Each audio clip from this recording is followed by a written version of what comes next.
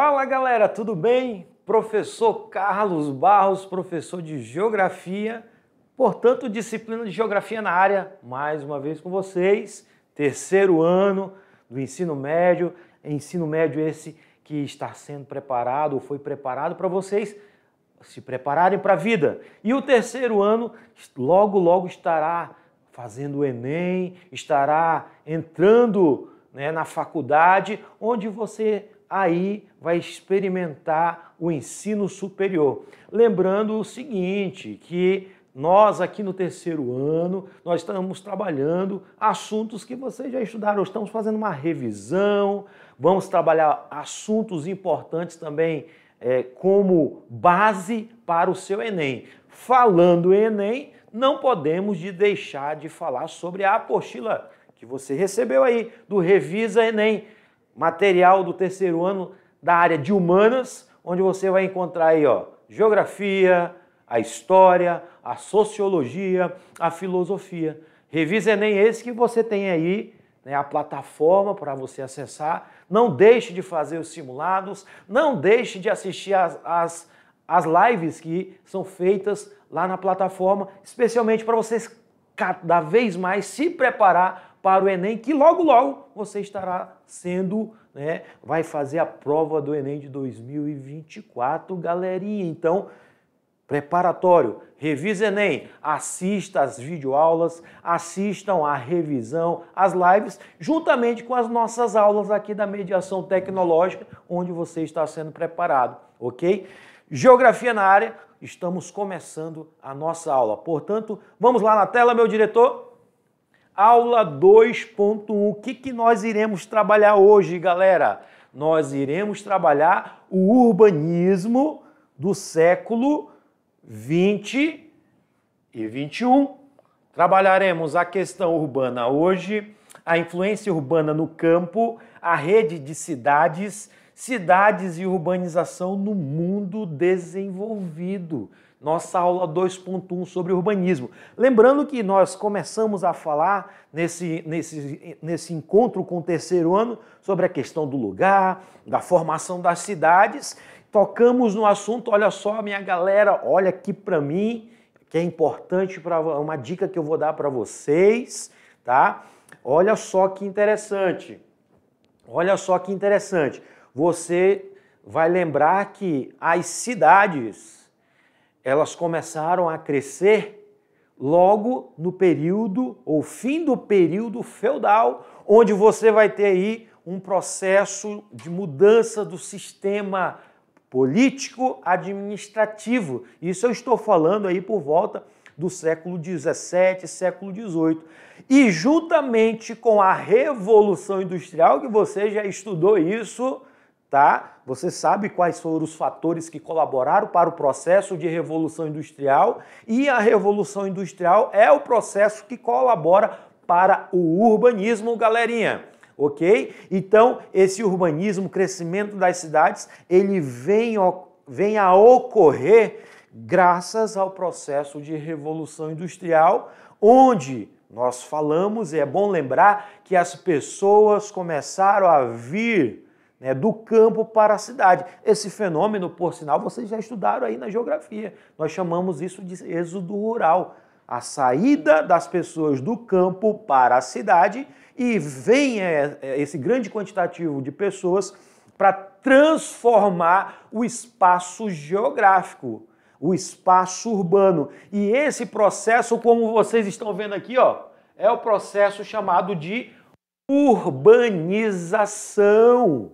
Esse processo de urbanização, ocasionado pela Revolução Industrial, trouxe grandes contingentes populacionais, trouxe grandes quantidades de pessoas. Só que um detalhe interessante que nós comentamos, essa grande quantidade de pessoas que começou a chegar nas cidades, elas começaram a habitar, começaram a ocupar os espaços geográficos da cidade, mas e que não condiziam com a característica de um processo urbano, vamos dizer assim, um processo urbano organizado. os espaços geográficos foram sendo ocupados de forma desordenada. Tanto que as cidades começaram a ter alguns problemas. Esses aglomerados, né, urbanos, cada vez mais tornaram evidentes. As pessoas chegaram às cidades foram aumentando, crescendo, e hoje nós temos umas grandes cidades, grandes conglomerados urbanos com grande importância, ok, minha galera? Vamos lá no slide para ver algumas características. Olha só, o processo de urbanização é o estabelecimento, como eu já falei para vocês, é o estabelecimento das indústrias, que as cidades atraíssem contingentes populacionais.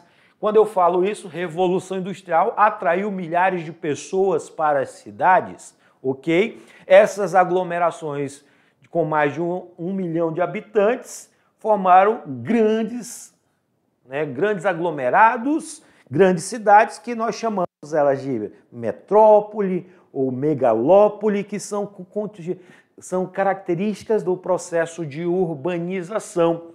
Olha só uma característica dessa época que você está observando aí, ó. Esses conglomerados urbanos, ou muitas pessoas nas cidades, né, fizeram com que a estrutura das cidades fossem modificadas. Aos poucos começou a surgir prédios, grandes avenidas, tá? Essas avenidas e prédios, né, foram dando característica para esse processo urbano atual do século XX e do século XXI. Porque nós vamos ter uma característica desse processo da urbanização do século XX, aí olha aqui para mim, olha para mim. Uma característica da urbanização do século XX e do século XXI é grandes construções, grandes avenidas. Você vai ter também as diferenças dentro do processo urbano intenso entre as diferenças sociais, casas belíssimas, ao mesmo tempo prédios gigantescos, mas ao mesmo tempo você vê o processo de favelização, que é uma característica desse processo urbano do século XXI. Uma das variadas características que nós vamos ter e que eu vou falar a partir daqui a pouco com vocês. Então, a favelização é uma característica. A urbanização do século XXI é caracterizada principalmente pelo crescimento vertical das cidades. Ao mesmo tempo que é vertical, torna-se crescimento horizontal, que você vai compreender já já o que é esse crescimento horizontal quando eu falar sobre sobre megalópolis, sobre metrópolis, ok? Vamos lá na tela, meu diretor?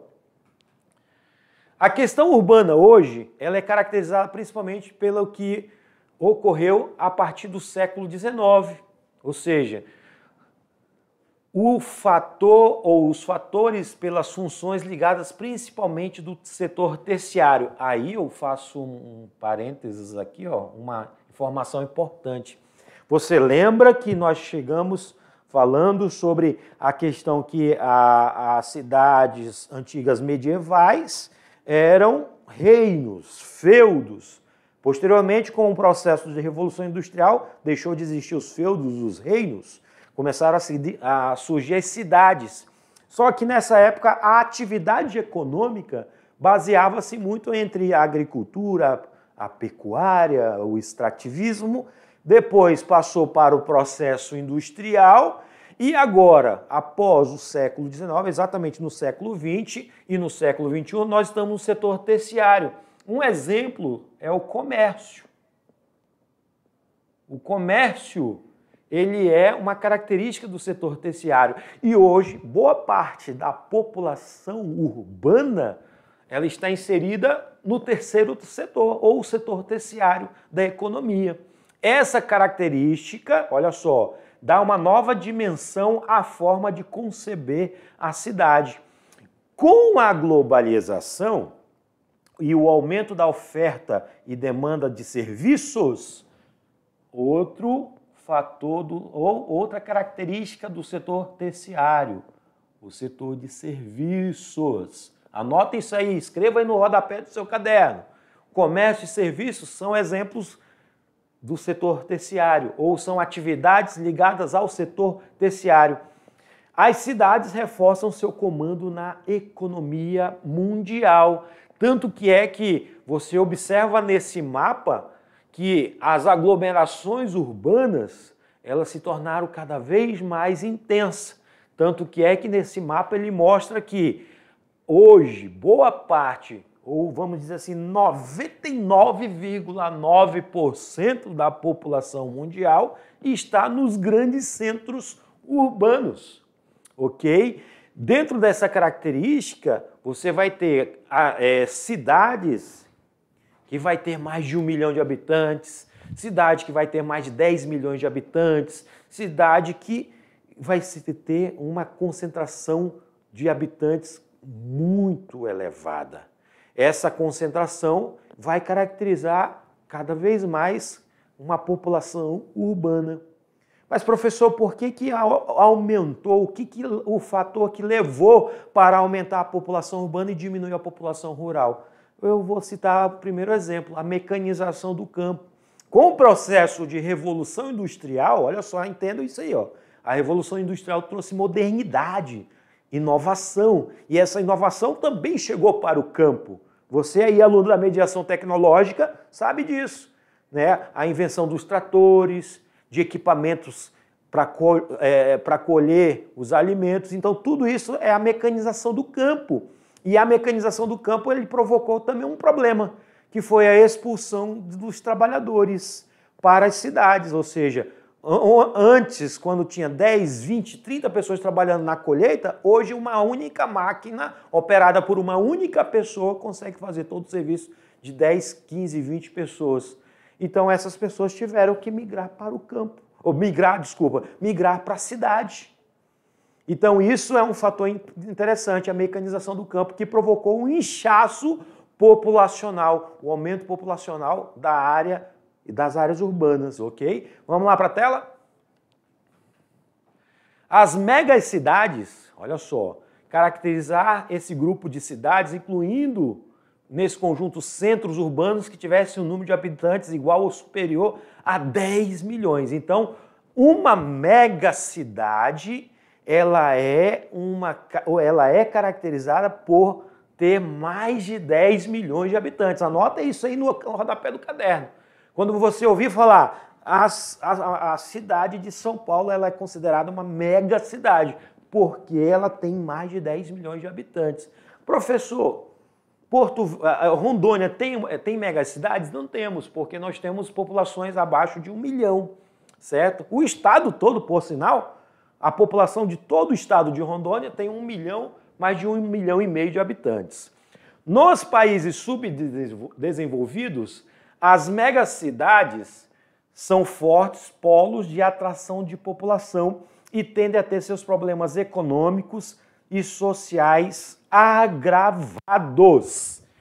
Olha para mim aqui mais uma vez, observa o que eu vou falar para mais uma dica. Quando eu falo sobre países subdesenvolvidos, eu estou falando de países que ainda têm grandes dificuldades econômicas, dificuldades financeiras, a questão de subdesenvolvimento. E o texto vem falando que nos países subdesenvolvidos agrava-se a questão econômica e sociais. É por isso que você observa, vou citar o exemplo do Brasil, né? Especialmente ali, vamos citar o Rio de Janeiro. Você tem ali belíssimos prédios, né? Ali na parte mais, digamos, mais rica do Rio de Janeiro, e ao mesmo tempo você tem as favelas ou os morros, ou as comunidades ocupando áreas, né, dos morros. Então isso é uma característica dos países subdesenvolvidos. E esse processo de urbanização do século XX e século XXI fez com que ocorressem essas situações. Milhares de pessoas chegando na cidade e ocupando espaços ociosos irregulares.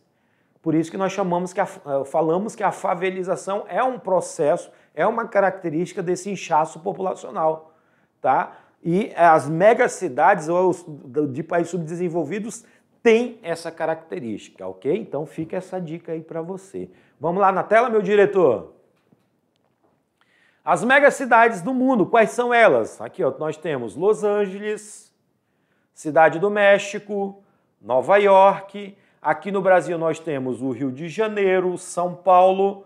Na Argentina nós temos Buenos Aires, nós temos Moscou, Cairo, Jacarta, Xangai, Tóquio, Pequim.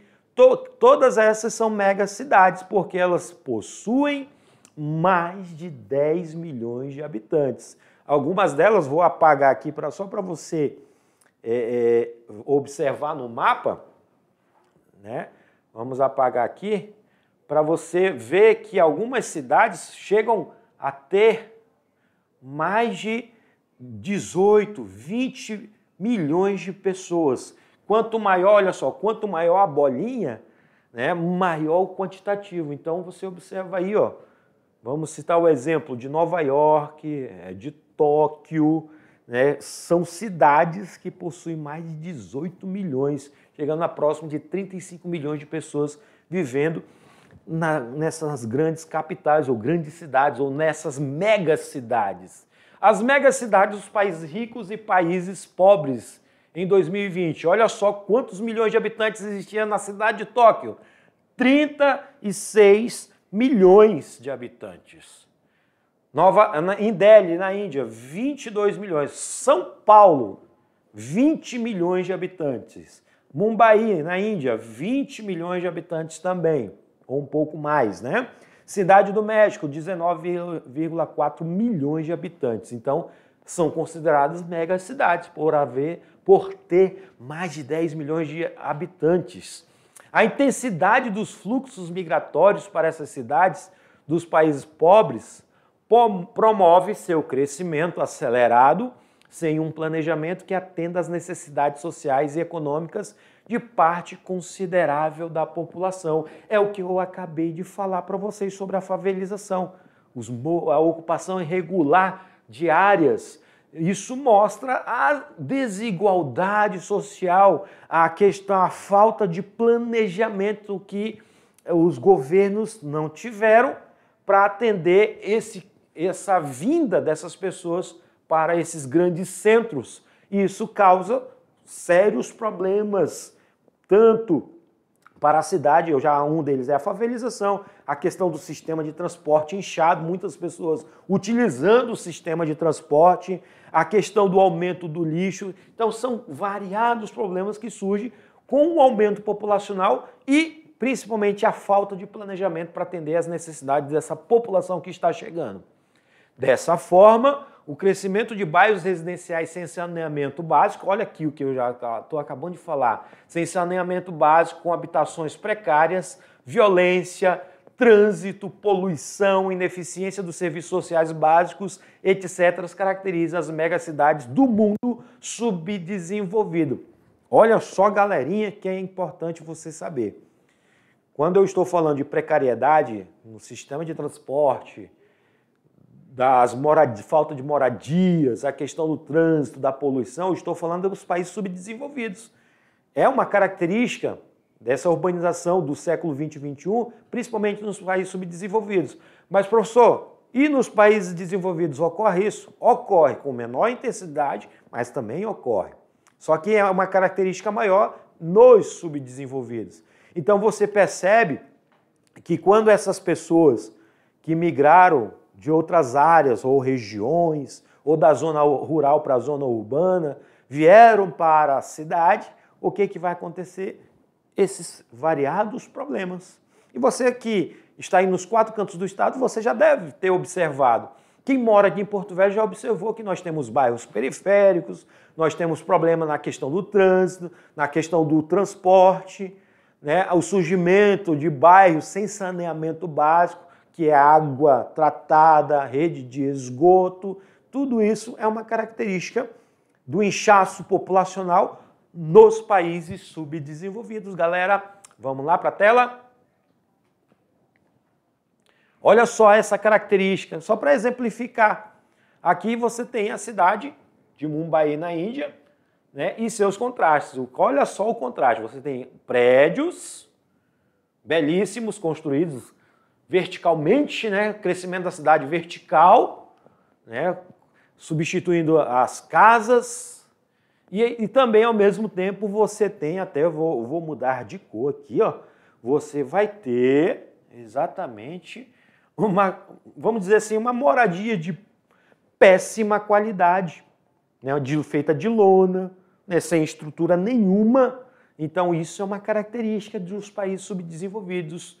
Tá? Você observa isso em Bombaí, você observa isso na Grande São Paulo, você observa isso no Rio de Janeiro. São características nesse processo de urbanização do século XX nos países subdesenvolvidos. Em geral, qual seria a solução para seus maiores problemas que devem incluir, entre outras providências? Primeiro, investir em saneamento básico.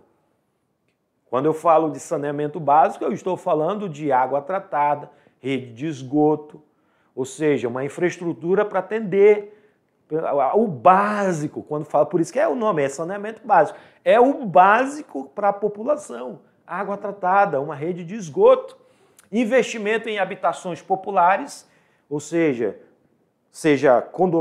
casas ou prédios populares para atender esse grande número de pessoas que estão chegando e que não têm habitações, que evitaria situações igual a foto que vocês observaram aí de Mumbai.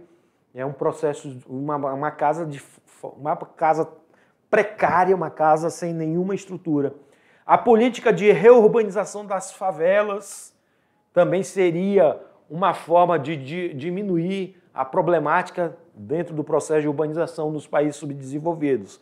Maior investimento em transporte público, ou seja, outras alternativas, não somente ônibus, como ciclovias, né, outros sistemas de transporte que pudessem atender essa grande demanda, ok?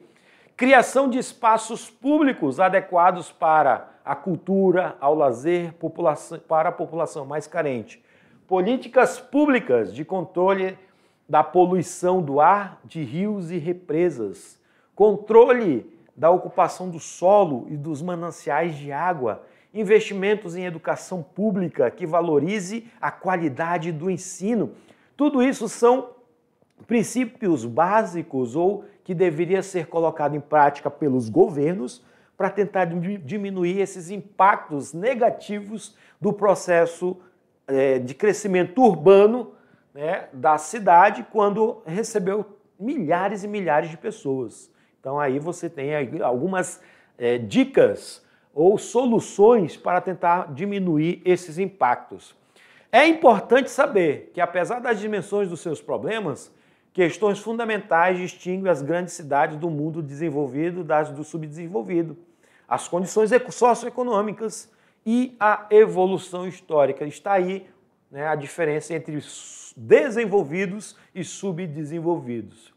E qual foi a influência urbana no campo? O que isso trouxe para o campo? Também nós temos problemáticas no campo relacionadas a esse êxodo rural. Ao longo do processo de urbanização, a influência da cidade estendeu-se para o campo. A energia elétrica e as telecomunicações, como TV, rádio, telefone e, em alguns casos, a internet, integram atualmente os habitantes do campo e da cidade numa mesma rede de informação. No caso, eu estou falando a questão da informação. Mas, professor, além da questão da energia elétrica, internet, o que a influência urbana no campo trouxe exatamente para essa área? A diminuição da população. A diminuição da população da zona rural ou do campo para essa população veio para a cidade. A questão do trabalho, diminuição do mercado de trabalho no campo e o aumento da procura de trabalho na cidade. Porque se essa população que estava lá no campo veio para a cidade, ela ficou desempregada lá no campo, ela veio para a cidade em busca de emprego, em busca de qualificação. E é isso que muitas das vezes você, aluno ou pai de vocês, preferem sair da região do campo e ir para a cidade em busca de uma melhor qualidade de vida. Exemplo, nós temos vários exemplos disso. Muitas das vezes, né, temos alunos que terminam o ensino médio e saem da área que estão e vão para outra em busca de uma qualificação, de uma melhor qualidade de vida, podemos dizer assim, se qualificar, se formar num curso superior. Então, isso é uma característica que a zona urbana também afetou na zona rural ou no campo, ok? Vamos lá na tela? As tecnologias também influenciaram diretamente o campo. Como eu citei agora há pouco para vocês, antigamente a mão de obra para se fazer uma colheita ou plantio tinha 10, 15 pessoas. Hoje você, com um simples computador ligado à internet, você controla as máquinas, as colheitadeiras, os tratores, e que fazem o trabalho de 10, 15 pessoas. Então, a tecnologia também está sendo inserida, tanto que é que nós falamos, e é bom sempre salientar sobre a questão do agronegócio ou do agrobusiness, que vem tendo um grande destaque, tanto em Rondônia quanto a nível de Brasil, porque ele a cada ano bate recordes de produção. E esse recorde de produção é graças às tecnologias implantadas. Mas, professor, exemplifica isso aí para mim. Tá bom, vou exemplificar aí para você. Como, por exemplo, sementes selecionadas,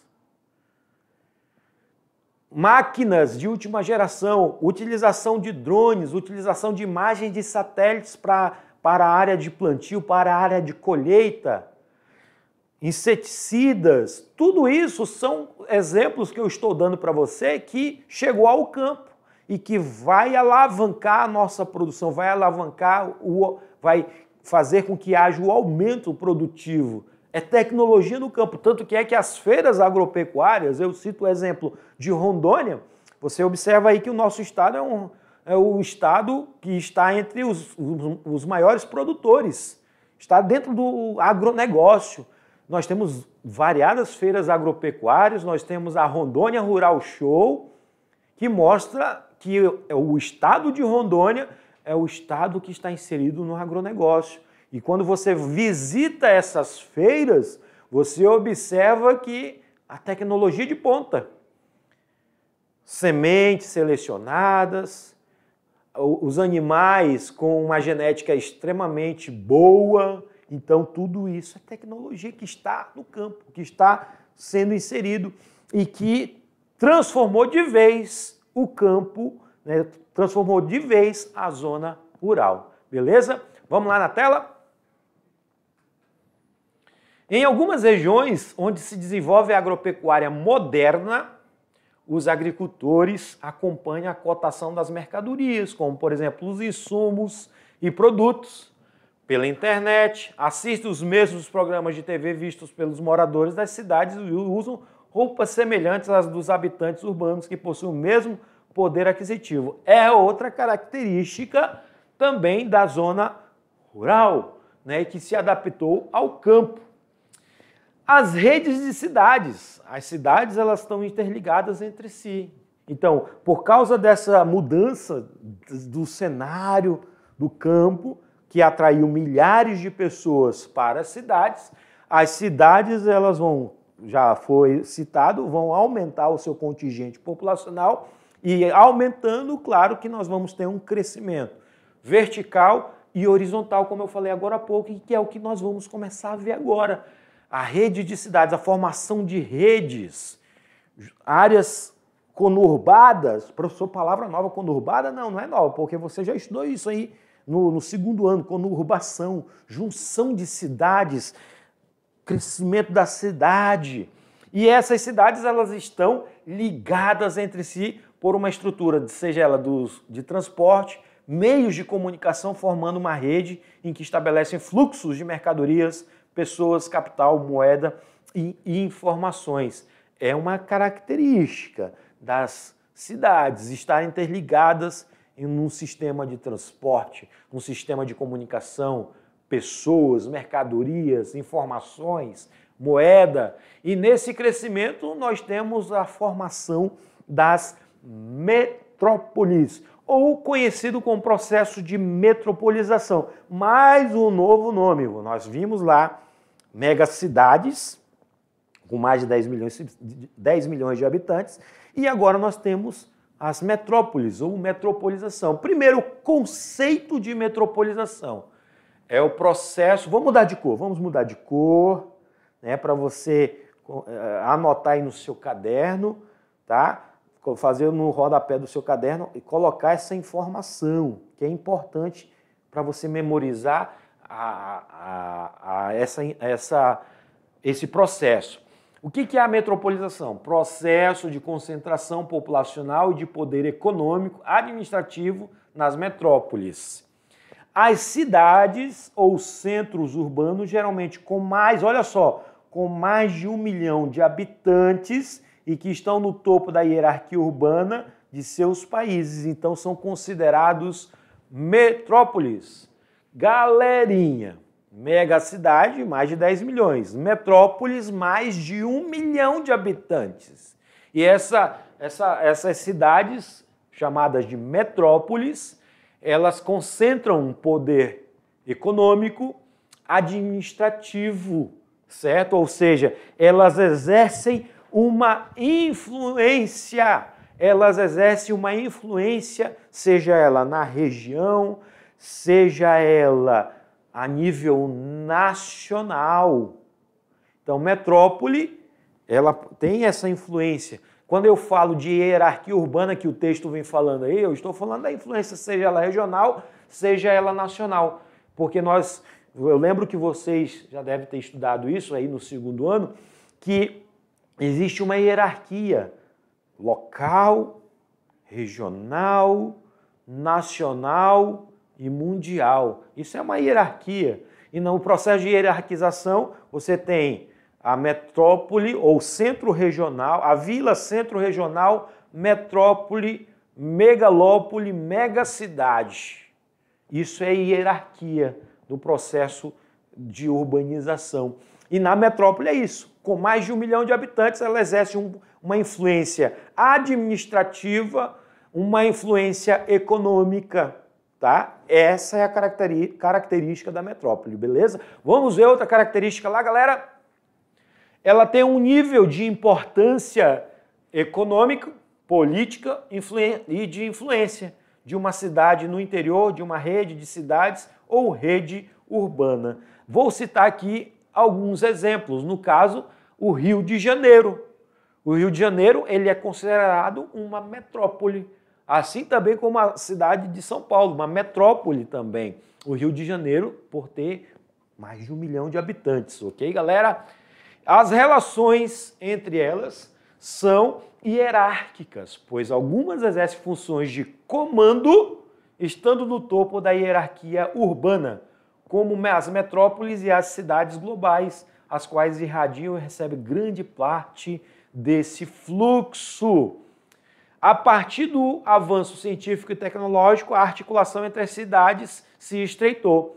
Isso é chamado de rede urbana. E o que é uma rede urbana, professor? Está aqui a definição. Escreva ou anote aí. Ó. A rede urbana ela é uma interdependência das cidades com suas produções diferenciadas. Antigamente, você tinha uma hierarquia urbana formada da seguinte maneira: da vila, da cidade global, local, centro regional, metrópole regional, metrópole nacional. Então era do maior para o menor. Mas exemplifica de forma prática, professor.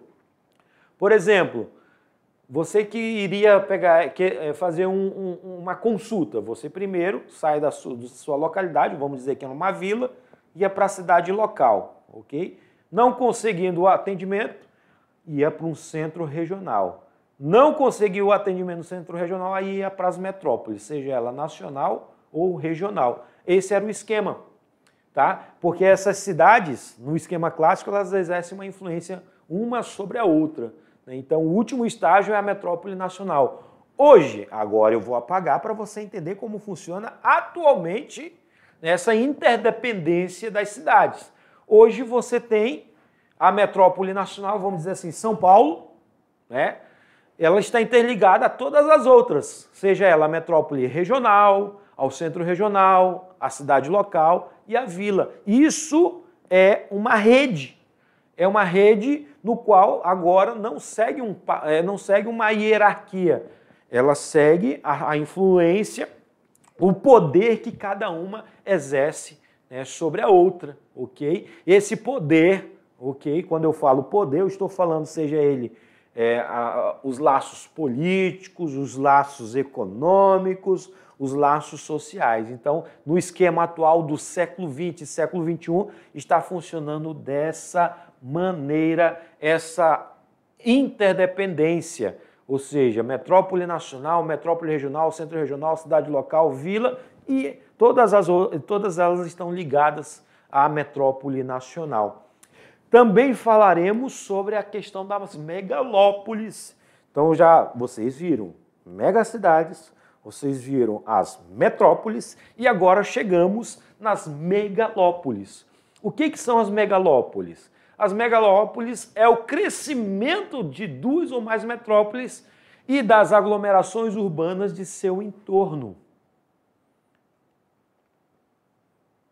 com base nos seus eixos viários, como rodovias, por exemplo. Um exemplo de megalópole.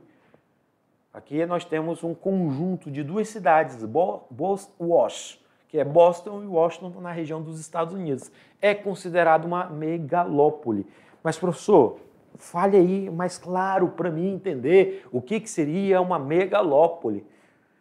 A cidade cresceu de tal forma que ela ultrapassou os seus limites territoriais e ganhou importância no cenário político, administrativo, econômico e se juntou às duas. No caso, aí, a gente citou Boston e Washington, então ela é considerada uma megalópole. Ela possui milhares e milhares de habitantes. Então, uma megalópole ela é a junção de duas ou mais cidades para formar esse conglomerado urbano, ok? Vamos lá para a tela? As cidades e a urbanização do mundo subdesenvolvido. Nos últimos anos, o aumento da população foi acelerado nos países subdesenvolvidos mais do que nos países desenvolvidos. Esse fator é decorrente da migração, movimento de pessoas entre regiões ou entre países, e em grande quantidade num curto intervalo de tempo da população do campo para a cidade, ok? A mecanização, como já falamos, das atividades agrícolas nos países subdesenvolvidos e o aumento das atividades econômicas dos setores secundário e terciário contribuíram para esse processo migratório. Já falamos sobre isso.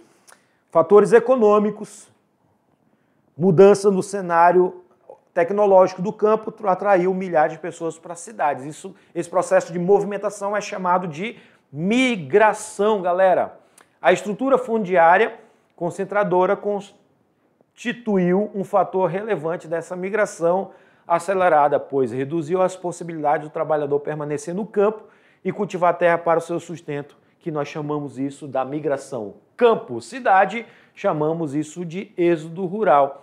Nos países subdesenvolvidos, as diferenças da urbanização é que os maiores índices se encontram na América Latina, beirando 75% e 85% dos habitantes vivendo nos centros urbanos. E os mais baixos estão na África e na Ásia, com cerca de 35% e 50% da população vivendo na área urbana, ok? São considerados áreas de subdesenvolvimento, tá, galerinha? As taxas de urbanização só vieram aumentando. Olha, observe que no gráfico, a partir de 1960 até 2050, vocês observam que a população urbana aumentou gradativamente e a população rural vem caindo, né, vem decrescendo, graças a esses fatores que nós citamos. A mecanização do campo, as questões econômicas, todos esses são fatores que colaboraram para o aumento populacional, tá? E nos últimos anos, a zona urbana em todos os continentes tiveram crescimento e diminuição da população rural. E aí eu trouxe para vocês as principais conglomerados, as maiores concentrações urbanas. Tóquio, Nova York, Xangai, Osaka, Cidade do México, Londres, Paris, né, Nova York, tá? São cidades que apresentam as maiores taxas de urbanização. Lembrando o seguinte, que essa urbanização ela é intensa. Cresceu as cidades, também cresceu os problemas, ok? A mesma coisa do campo. Diminuiu a população do campo, mas também teve problemas, ok? Era isso que eu tinha para vocês. Nos encontramos no resumão. Um forte abraço.